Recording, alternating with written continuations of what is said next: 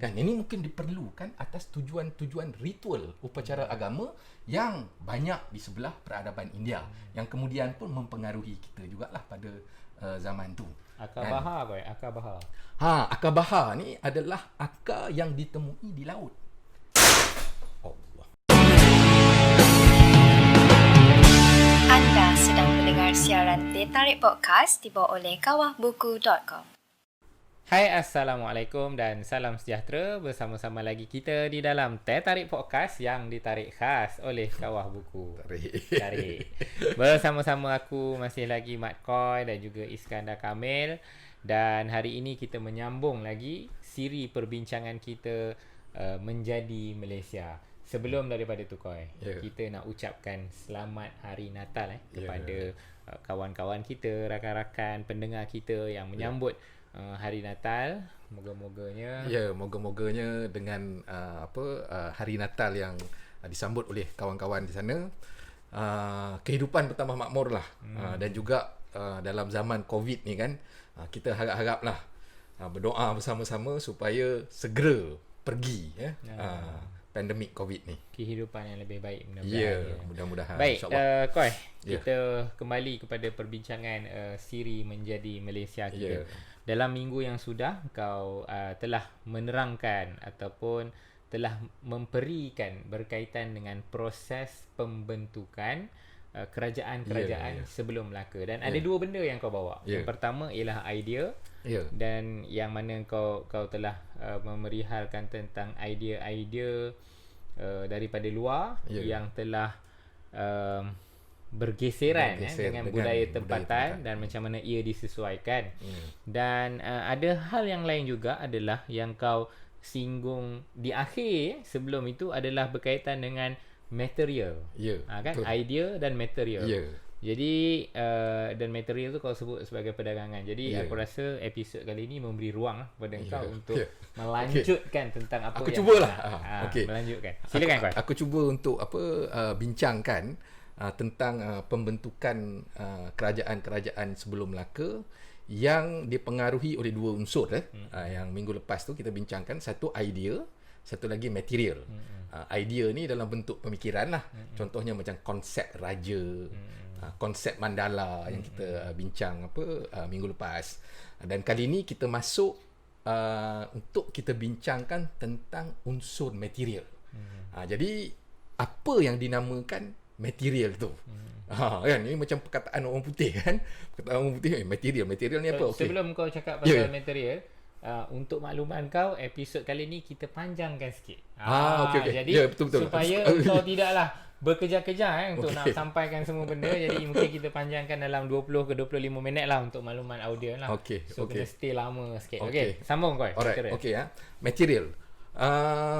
Untuk soalan yang pertama tu, aku rasa kita perlu menjawab apa itu material lah. Material ni dalam konteks untuk memahami sosio-geografi, politik dan kuasa di dalam pembentukan kerajaan-kerajaan ni. Material ni adalah dalam bahasa yang paling ringkas lah kan, dalam bahasa yang ringkas ni adalah bagaimana interaksi manusia dengan benda-benda. Material ni benda-benda, khususnya alam. Jadi interaksi manusia yang ada khususnya di seluruh dunia dan juga dalam konteks perbincangan kita ni Asia Tenggara amnya dan khususnya Malaysia, apa interaksi antara manusia-manusia yang ada pada waktu itu dengan alam, benda yang menjadikan alam. Jadi dekat sini ni minta maaf aku bukannya seorang pelukis yang baik, tapi inilah yang mampu aku buat untuk kita memberikan bagaimana keadaan material itu mempengaruhi pembentukan kerajaan-kerajaan. Jadi pertama sekali aku rasa kita perlu faham bahawasanya kerajaan-kerajaan yang muncul, aku bagi contoh khususnya kalau macam dekat di sekitar Asia Tenggara ni. Kalau dekat Sumatera ni pun ada, Sumatera Timur, Sumatera Barat pun ada, dekat Semenanjung sini pun ada, dekat Sabah Sarawak pun ada kerajaan-kerajaan dia, dekat Kalimantan pun ada, dekat Jawa pun ada, dan tempat-tempat di tanah besar Asia pun ada kerajaan-kerajaan yang lama sebelum wujudnya negara moden, nation state lah, negara bangsa moden. Jadi selari dengan pertumbuhan ataupun pembentukan kerajaan-kerajaan lama ni yang sebelum Melaka ni adalah perdagangan. Jadi maknanya kerajaan tu tumbuh selari dengan tumbuhnya juga perdagangan. Jadi mungkin soalan yang pertama aku rasa yang penting tu dijawab, bagaimana perdagangan itu muncul. Kan. Jadi untuk menjawab persoalan tu aku rasa kita perlu memahami. Kau dah merangkap moderator, kau menanyakan soalan. Sila kau. Betul. Minta maaf kalau aku mengambil tugas kau sebagai moderator. Jadi aku tak tahu nak cakap apa ni, tapi tak apa. Okay, tapi ni untuk apa? Untuk memudahkan pemahaman. Contohnya perdagangan. Macam mana perdagangan tu boleh muncul? Jadi perdagangan ni muncul ni adalah kerana hakikat di dalam kehidupan manusia ni, kita di dalam satu tempat tu tidak semua benda yang kita ada. Tidak semua benda yang kita ada. Contohnya mungkin dekat sini ni ada barang A dan B, tetapi dia tak ada barang C. Contohnya. Jadi barang C ni perlu diambil daripada tempat lain. Jadi perdagangan tu muncul tu, ni basic ekonomi lah, berdasarkan kepada permintaan dan penawaran. Maknanya ada permintaan, ada kehendak dan juga keperluan. Jadi keperluan dan kehendak, maksudnya ni dua istilah yang aku rasa penting lah dalam perdagangan ni. Satu keperluan, satu lagi kehendak. Jadi muncul perdagangan tu pada peringkat mulanya melalui pertukaran barang lah, kerana adanya keperluan dan kehendak, permintaan dan penawaran. Jadi kalau dalam konteks Malaysia kan, sekarang lah, tapi kalau dulu tu konsep Malaysia ni tak ada lagi. Jadi sebelum Malaysia tu adalah kerajaan-kerajaan yang muncul lah kan. Jadi dalam konteks ni kita perlu melihat material dia adalah keadaan geografi di mana kita sebagai suatu entiti geografi ini wujud. Kalau kita tengok sini kalau kita tengok sini, ni Semenanjung kan. Yang ini ni Sabah dan juga Sarawak yang merah ni. Yang ini ni Sumatera, Pulau Jawa, Sulawesi. Yang ni tanah besar Asia Tenggara, ni Filipina, ni China, Asia Tengah, Rusia, Eropah dekat atas ni, Arab dekat sini, Afrika dekat sini Ini kalau kita lihat sekali imbas dia punya lokasi dia ni. Lokasi dia ni sangat strategik Dia di tengah-tengah antara peradaban besar. Kan? Contohnya peradaban India yang mana banyak khususnya dari konteks idea tentang kuasa dan politik, khususnya daripada bahasa Sanskrit lah, macam raja kan, contohnya macam mandala yang kita bincang, contohnya macam syurga, neraka, dosa. Yang ini dipengaruhi daripada peradaban India lah, Sanskrit kemudian ada China sini, kemudian sini ada Arab, kemudian di atas ni ada Eropah. Jadi kita ni berada betul-betul di lokasi yang sangat strategik. Jadi tengah-tengah lah kan? Hampir di tengah-tengah lah, hampir di tengah-tengah kan. Jadi ini menjadikan ia suatu lokasi yang cukup cantik dan strategik, khususnya di dalam perdagangan. Satu lokasi kan, satu lokasi. Kemudian satu lagi kita kena tengok juga dia punya ekosistem dia tu, alam dia tu. Sistem alam dia ni kalau kita tengok, ada tanah, kat sini ni ada sungai banyak tanah, sungai dan juga laut lah. Kira masyarakat yang hidup di kawasan ni, dalam bahasa Inggeris ni dipanggil maritime society lah. Maknanya masyarakat yang berinteraksi dengan alam yang terdiri daripada laut dan juga daratan lah. Tapi laut kita besar, luas laut kita ni. Jadi ini juga akan mempermudahkan lagi permintaan dan penawaran tu. So dalam konteks ni kan, penawaran tu maknanya ada barang-barang yang mungkin diperlukan di China, diperlukan di India, diperlukan di Arab, diperlukan di Eropah, tetapi tidak ada di sana dan ada dekat kita. Dan kalau daripada sini pula mungkin ada barang daripada sini, contohnya macam tembika diperlukan daripada sini. Ni kan jauh ni kan, ada gurun lah, gunung ganang apa semua. Jadi jalan yang paling strategik adalah melalui laut ni.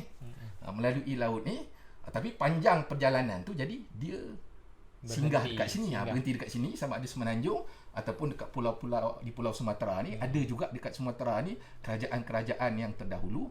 Begitu juga dekat contohnya dekat Brunei, dekat Kalimantan. Jadi lokasi tu sangat strategik lah, yang membantu di dalam pertumbuhan perdagangan dan juga perkembangan kerajaan-kerajaan lama yang selanjutnya lah selepas itu. Tadi kau cakap tadi di kawasan ini antara tempat yang untuk menghimpunkan barang-barang. Betul. Bukan hanya sebenarnya sekadar barang-barang yang ada di Asia Tenggara, tapi juga dia menjadi orang tengah, tempat betul. tengah.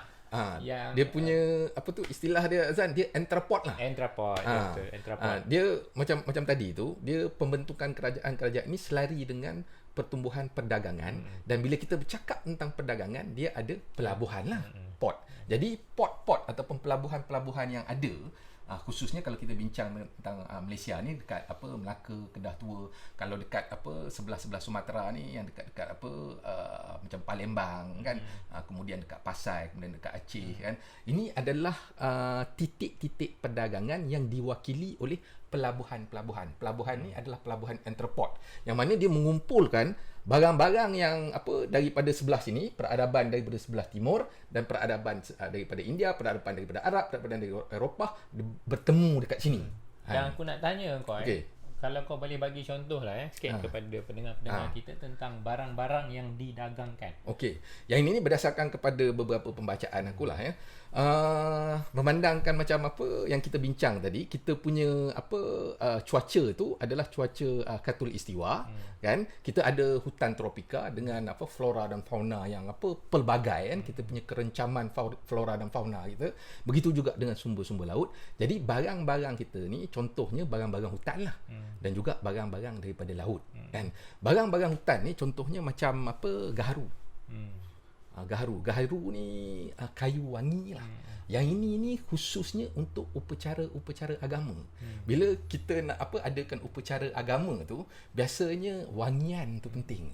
Sebab dia pada waktu tu untuk mempersembahkan kepada suatu dewa ke, ataupun satu semangat ke, ataupun satu konsep ke yang bersifat transcendental lah. Yang lebih tinggi, biasanya akan ada unsur-unsur yang bersifat wangi. Jadi wangi tu ditemui di hutan kita, gaharu, khususnya di Asia Tenggara lah. Dekat sini, kat kita pun ada banyak sampai sekarang lah gaharu tu. Satu lagi macam kapur barus, dama, yang itu pun digunakan untuk dia jadi macam minyak untuk menyalakan api. Jadi itu pun digunakan untuk upacara-upacara keagamaan kan. Boleh jadi ke India lah kot Kalau barang-barang tu aku punya pandangan lebih kepada di India lah. Kemudian pada masa yang sama kita juga pernah nak menunjukkan bahawasanya perdagangan ni antara sini tapi dia punya orang kata pusat bertemu dia tu adalah di sini. Sebab memang ada beberapa kajian arkeologi. Kau kena cakap di sini tu di mana, sebab pendengar podcast yang tak melihat video tak tahu dekat mana. Okey. Sebenarnya kalau siapa-siapa yang daripada podcast tu yang tak dapat tengok, sebab kita ada ilustrasi, kita buat peta kita buat peta dekat mana tu, dekat kawasan Asia Tenggara. Dan dalam perbincangan kita ni dekat kawasan Malaysia lah, iaitu Semenanjung dan juga di Sabah dan Sarawak. Jadi tempat-tempat ni memang ditemui artifak-artifak lama. Contohnya macam tembika. Tembika tu daripada China lah. Tembika daripada China, dan kemudian kita ada jumpa juga macam patung-patung kan. Jadi untuk wujudnya artifak-artifak tu maknanya ada bahan-bahan yang terdapat di kawasan kita. Aku bagi contoh satu tu macam barang-barang hutan lah, macam dama, macam kapur barus, macam gaharu. Kita ada juga bahan galian, contohnya besi dan juga timah. Timah memang terkenal lah Malaysia ni. Malaysia ni adalah salah satu daripada pengeluar timah yang terbesar pada tahun-tahun 60-an, 70-an, zaman-zaman British dululah. Jadi zaman dulu pun dah ada timah. Satu lagi besi. Kalau macam besi ni memang ada satu tempat arkeologi ditemui di kawasan arkeologi Sungai Batu. Ini kemungkinan Kedah Tua lah. Zaman Kedah Tua terdapat suatu bentuk teknologi yang lebih sophisticated di dalam meleburkan besi. Itu ditemui di Sungai Batu. Sungai Batu dekat Kedah. Dekat Kedah. Jadi ditemui semacam tempat untuk membakar besi-besi itu, dileburkan, dan kemudian dipercayai besi-besi ini dihantar ke India dan juga ke Arab. Yang ini tu nak buat pedang buat pedang, dan juga kalau macam timah tu nak buat macam tempat macam mold lah bekas untuk patung-patung. Kan sebelum patung-patung tu jadi patung, dia kan ada bekas. Itu bekas itu kemungkinan daripada timah kawasan kita lah di Semenanjung ni kan. Jadi kawasan-kawasan apa yang mana adanya pelabuhan-pelabuhan ni ada juga bahan-bahan yang diperlukan seperti mana kita kata tadi, diperlukan oleh peradaban timur, peradaban barat, India, Arab dan juga Eropah kan. Selain daripada itu yang kita bercakap ni tentang galian dan juga bahan-bahan daripada hutan. Tapi kita juga ada contohnya akar bahar. Akar bahar ni laut lah. Akar bahar ni laut yang memerlukan untuk kau pergi ke dasar laut cakap kau untuk mencari akar bahar tu untuk ubat-ubatan akar bahar ni. Dan kemudian juga mutiara. Yang ini untuk di China. Kalau di China tu mungkin pada waktu tu kerajaan-kerajaan dinasti di China memerlukan bahan-bahan seperti mutiara kan, bahan-bahan seperti akar bahar untuk perubatan Cina. Kan, jadi tempat kita ni memang satu tempat yang kaya dengan flora fauna, bahan galian, bahan-bahan produk daripada lautan dan juga pada masa yang sama dia adalah lokasi yang cukup strategik lah, menjadi tempat di mana pelabuhan entrepot muncul. Kan. Aku ada beberapa persoalan yang timbul lah kan. Bila aku mendengar cerita engkau tadi, aku menggambarkan bahawa bagaimana nature dan juga keadaan masyarakat di sana.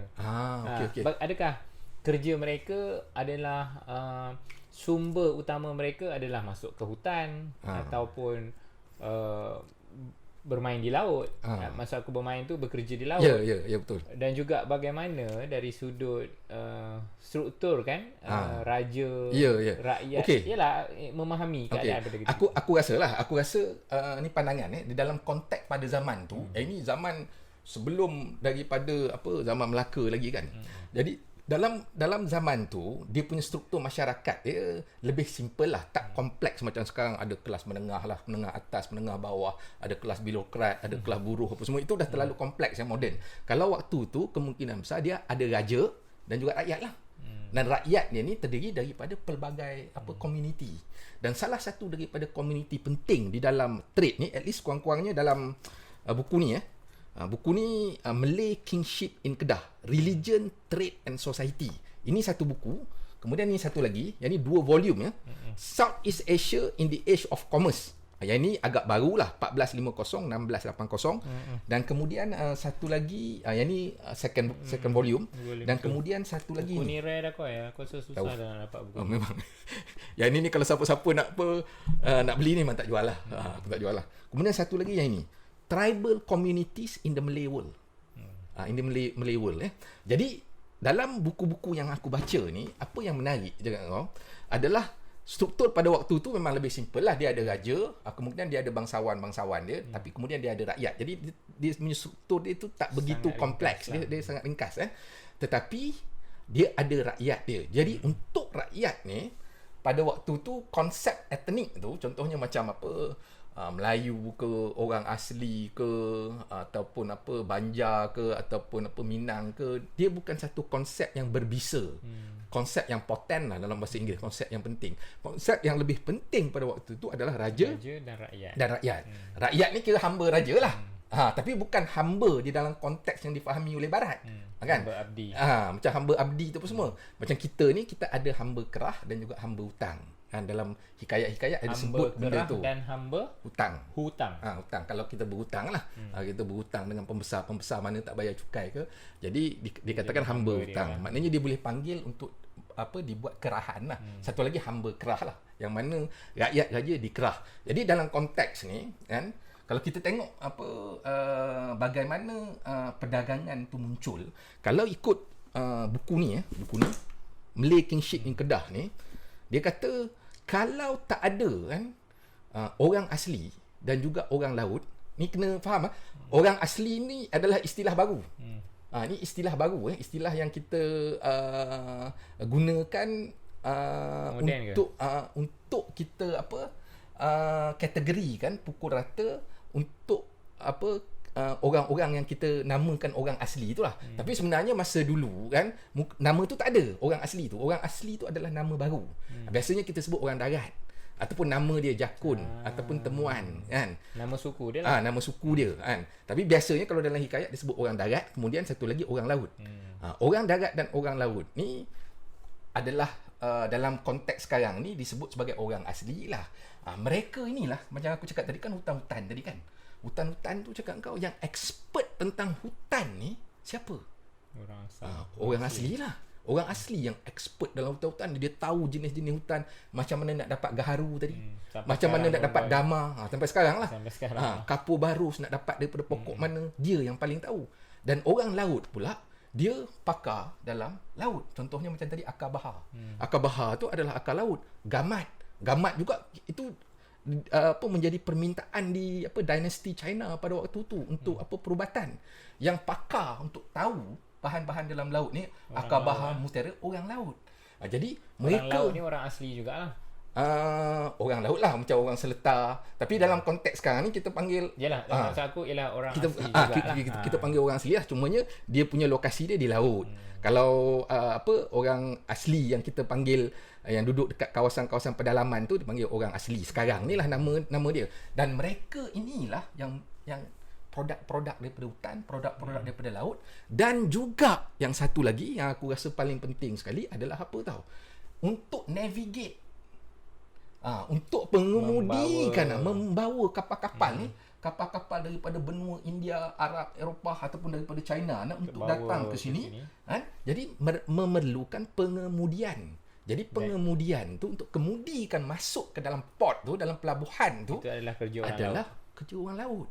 Jadi kalau tak ada orang laut dan orang asli, kemungkinan dengan engkau kerajaan-kerajaan yang ada pada waktu dulu tak akan muncul dan tak akan wujud pun kalau tak ada mereka. Tak akan gah. Ya, betul. Jadi kita kena sentiasa sedar bahawasanya kita punya warisan yang lepas tu, kan, kerajaan-kerajaan yang lama itu sangat dibantu dengan adanya orang asli dan juga orang laut. Tadi kau memerihalkan pasal rakyat, adanya orang laut, adanya orang darat. Raja macam mana kau? Okey, kalau tentang raja, raja ni adalah macam ketua lah. Ketua di setiap mandala. Yang aku masukkan sebab raja dia menjadi ketua kepada tempat berkumpulnya dinasti betul. kerajaan-kerajaan yang hebat. Jadi raja ni dia bukan sebarang raja ni. Jadi itu yang okey, sebab tu apa yang kita punya siri yang lepas mungkin boleh bagi tahulah nanti kalau dekat YouTube tu kita boleh letakkan siri sebab ada idea. Raja ni ada idea, dan salah satu idea yang kita telah bincangkan adalah idea tentang kesaktian. Kalau dalam istilah kita, sakti tu bahasa Sanskrit, tapi bila dia masuk di dalam wilayah kita ni, dia jadi daulat lah, kedaulatan. Kemudian pernah dengar tak macam konsep macam tulah? Kena tulah raja tu kan. Yang ini konsep-konsep idea yang memberi semacam wibawa dan juga ketakutan kepada rakyat. Jadi untuk kita kerah, macam tadi kita dah bincang ada hamba kerah, ada hamba hutang. Untuk mengerahkan rakyat ni, dia memerlukan konsep tu lah. Konsep daulat, konsep tulah, konsep kesaktian. Jadi dengan konsep-konsep tu menimbulkan masyarakat di bawah pemerintahan raja tu untuk patuh. Kepatuhan tu mungkin datang daripada ketakutan, tetapi bukan ketakutan sahaja. Sebab raja ni, kalau sekiranya kalau dalam konteks ni, kalau dia takut saja, kalau dia mengemukakan idea tentang ketakutan je, kalau orang lari kan, hilanglah dia punya rakyat. Tapi dia mesti mengekalkan juga rakyat itu, sebab konsep raja dalam khususnya dekat Asia Tenggara, terutamanya di alam yang kita namakan sekarang alam Melayu ni, konsep pengikut. Pengikut tu penting. Raja perlu mempunyai pengikut. Kalau dia menggunakan kaedah-kaedah yang berupa ketakutan semata-mata untuk mengerah ketakutan, orang boleh lari. Kan kita maritim. Jadi kalau kena kerah dengan raja ni membuat sesuatu yang zalim, dia boleh lari ke Sumatera, ataupun lari ke Borneo, ataupun lari ke Jawa, ataupun lari ke Sulawesi, dia boleh lari. Jadi dia punya sistem dia tu, yang aku andaian aku lah berdasarkan kepada bacaan, dia ada dua. Satu ketakutan, tetapi satu lagi yang menuntut kepada kepatuhan, tetapi satu lagi adalah kemakmuran. Dia juga perlu menjanjikan kemakmuran. Kan? Barulah orang akan ikut dia kalau dia menjanjikan kemakmuran. Jadi kemakmuran tu diperolehi dengan cara dia menguruskan pelabuhan-pelabuhan tu.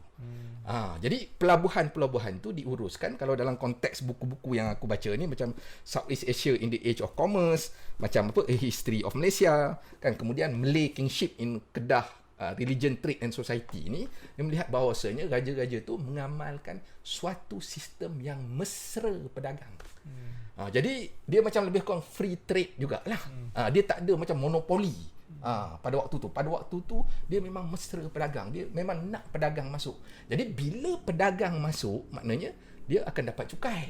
Bila dia dapat cukai, dia akan ada banyak harta benda, dan kemudian dia boleh salah satu daripadanya dia boleh memberi semula kepada rakyat dia melalui jamuan-jamuan. Kalau kita baca hikayat tu, raja ni banyak menjamu rakyat dia, dan juga dia juga memberi gelar. Jadi hubungan antara rakyat dengan raja tu saling memerlukan. Tetapi pada masa yang sama, dia juga ada unsur-unsur yang bersifat kerahan. Ketakutan pun ada, kemakmuran pun ada. Jadi dia mesti dalam konteks dalam istilah bahasa Inggeris orang panggil carrot and stick lah.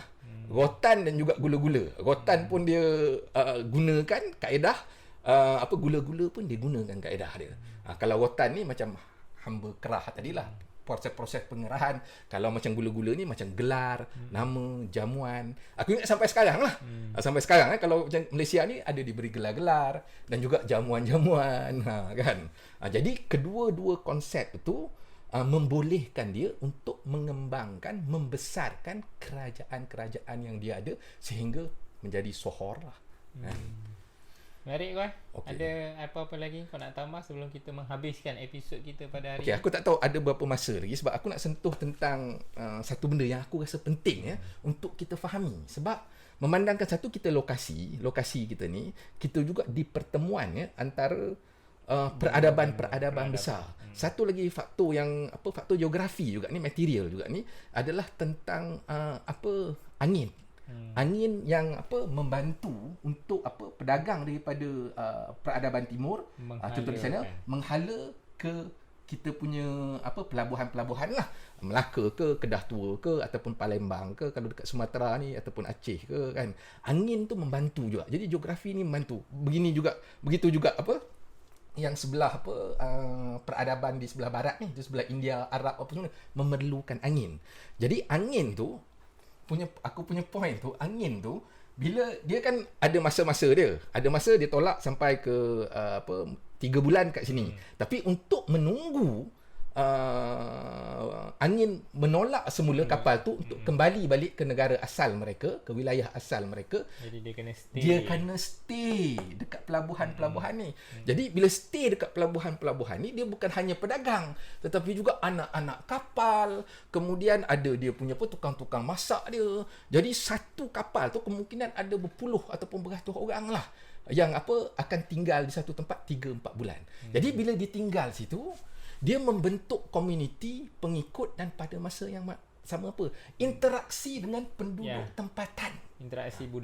Interaksi budaya. Maknanya kita ni ada tradisi keterbukaan, memeluk, merangkul yang lain. Orang-orang daripada wilayah-wilayah lain ni datang dan diterima menjadi sebahagian daripada rakyat raja. Sebab raja memerlukan pengikut. Untuk dia menjadi raja, dia perlu ada pengikut. Dan ini dibantu pula dengan lokasi, dengan angin, dan juga dengan mesra pedagang dan mesra orang luar. Kerana itu di dalam kita punya peribahasa, kan, aku tak tahu komuniti-komuniti lain atau bangsa-bangsa lain ada tak peribahasa ini. Dagang lalu ditanakkan nasi, suami pulang kelaparan. Lebih kurang macam itulah. Ataupun kera di hutan disusui, anak di rumah mati kelaparan. Walaupun tak begitu negatif, tapi menunjukkan bahawasanya kita mengalu-alukan dan merayakan orang yang datang daripada luar wilayah kita ni. Jadi ini merupakan satu tradisi keterbukaan yang menunjukkan kita ada budaya merangkul, mendakap dan memeluk orang lain yang bukan sama dengan menghormati juga. Kan? Orang jadi luar datang, kita menghormati mereka. Ya, kan. Jadi ini adalah satu tradisi yang aku rasa sangat istimewa lah yang ada pada kita sebagai bangsa lah sekarang ni. Baik kau. Okey. Aku rasa penerangan kau Agak-agak berkaitan membantu. dengan unsur material Ya, unsur dua material. unsur. Kita bincangkan tentang dua unsur, Ya. idea dan material, dan episod ni menjurus khas kepada material sebab Ya. idea kita dah bincang minggu lepas dan kau telah menerangkan pada aku dengan tuntas lah berkaitan dengan Alhamdulillah. Tapi engkau yang kata tuntas. sebab tapi aku mendengar. Okey, Aku orang okey, yang okey, mendengar. okey. Jadi aku rasa macam memberikan satu perspektif yang baik dan jelas tentang bagaimana keadaan yang ataupun unsur material yang kau sebutkan tadi. Jadi aku rasa kau untuk episod ini kita berakhir di sini. Harap-harap apa yang lain pun yang mendengar dan juga menonton ni rasa tuntas jugalah. Harap-harapnya begitulah. InsyaAllah. Dan terima kasih kepada semua yang telah mendengar episod ke-9 kau berkaitan dengan dalam siri Menjadi Malaysia ini. Terus layari www.kawahbuku.com untuk mendapatkan buku-buku yang terbaik sebagai bahan rujukan ataupun bahan bacaan anda. Jumpa lagi. Terima kasih. Okey, terima kasih Zan.